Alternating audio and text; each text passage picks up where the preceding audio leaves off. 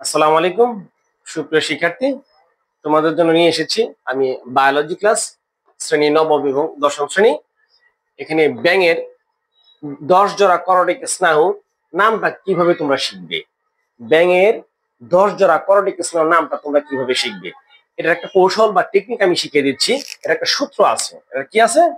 সূত্র, একটা ফর্মুলা বা কৌশল টেকনিক। ও কিউব টি স্কয়ার আফা গাফ, ও কিউব টি স্কয়ার আফা গাফ, তিনটা ভাগে আমরা ভাগ করেছি। এখানে 10টা শব্দ আছে, 10টা লেটার।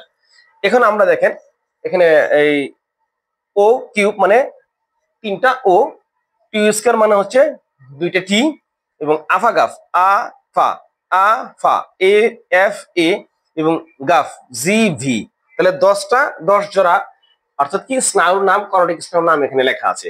ওতে কি অলফ্যাক্টরি, ওতে অপটিক, অলফ্যাক্টরি অপটুক অকুলোমোটর, এবং ট্রাকিয়ার ট্রাইজেমিনাল, এবং এতে হচ্ছে অ্যাবডুসেন্স এবং ফেসিয়াল, এতে হচ্ছে অডিটরি, এবং জিতে হচ্ছে গ্লোসোফারেঞ্জিয়াল, এবং ভিতে হচ্ছে ভেগাস।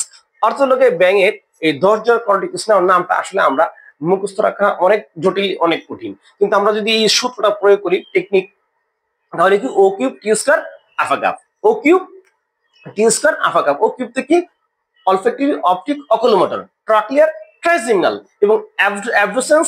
তারপর আমরা কি কি নিয়ে আসবো? ফেসিয়াল, এরপর অডিটরি, এরপর গ্লোসোফারেঞ্জিয়াল এবং ভেগাস। সেহেতু আমরা এই সূত্রটা যদি প্রয়োগ করি, আমরা বায়োলজি এই টপিকটা আর মুখস্থ করা লাগবে না, শুধু এই টেকনিকটা প্রয়োগ করলে। সকলকে